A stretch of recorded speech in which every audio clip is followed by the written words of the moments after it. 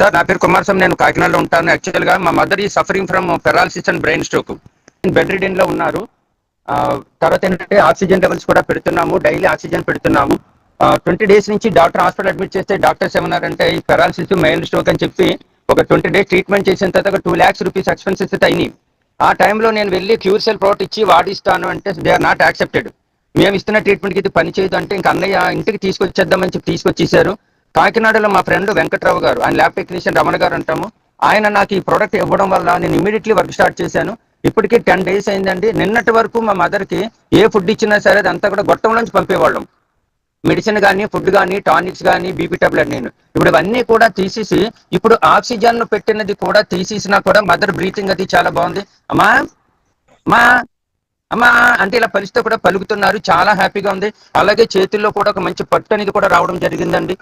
బిగిస్తున్నారు. చాలా చాలా హ్యాపీగా ఉంది. క్యూర్సెల్ నాకు తెలుసు ఇది 1 year నుంచి క్యూర్సెల్ గురించి ఉన్నా, నేను దాని మీద అంత కాన్సన్ట్రేషన్ చేయలేదు.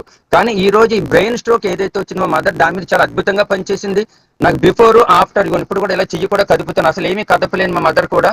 ఈ 10 days నుంచి క్యూర్సెల్ వాడడం వల్ల కదుపుతున్నారు. ఏదైతే పెరాలసిస్ వచ్చిందో ఆ చేతికి మంచి పట్టు కూడా రావడం జరిగింది. వెరీ వెరీ బాబా గారివి కూడా నేను చాలా టెస్ట్ మోల్స్ వీడియోలు చూస్తుంటాను. కానీ ఈ రోజు చెప్తున్నాను హ్యాపీగా.